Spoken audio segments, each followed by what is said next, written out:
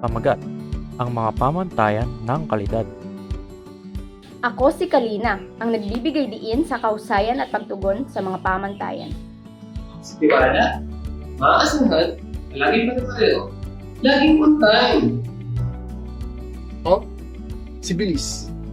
Katuon sa kausayan at mabilis na paghatid. Ako si Ayon, ang madaling wangkop sa anumang pagbabago.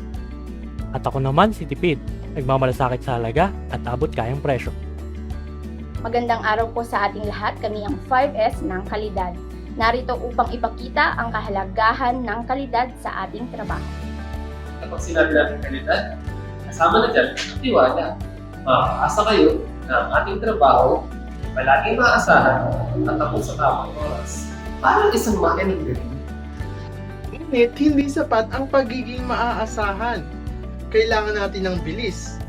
Tinitiyak nating ang bawat gawain ay natatapos ng mabilis at walang pagkaantala.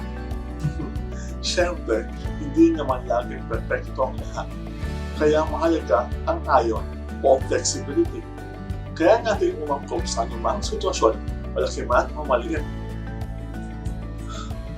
At huwag nating kalimutan ang tipid. Sinisigurado natin ang bawat gastos ay sulit. Hindi natin iwawalgas ang ating mga resources para lang sa kalidad, tiwala, bilis at ayon. Matalino tayo sa pera. Kaya, Kailangan natin ang 5S. Tama, unahin natin ang seri. Suriin at tanggalin ang hindi kailangan. Tandaan, mahirap maghanap kapag magulo. Susunod ang sayo. Sino pinatayusin ang lahat sa tamang lugar? Ang hindi maayos na lugar, imapanganib. Pagkatapos, ang say-so o simutin at linisin ang ating lugar ng trabaho. Ang malinis na kapaligiran ay nakakatulong sa mabilis na pagkilos. Ang secretso naman, siguraduhin na ang unang tatlong S ay palaging nasusunod.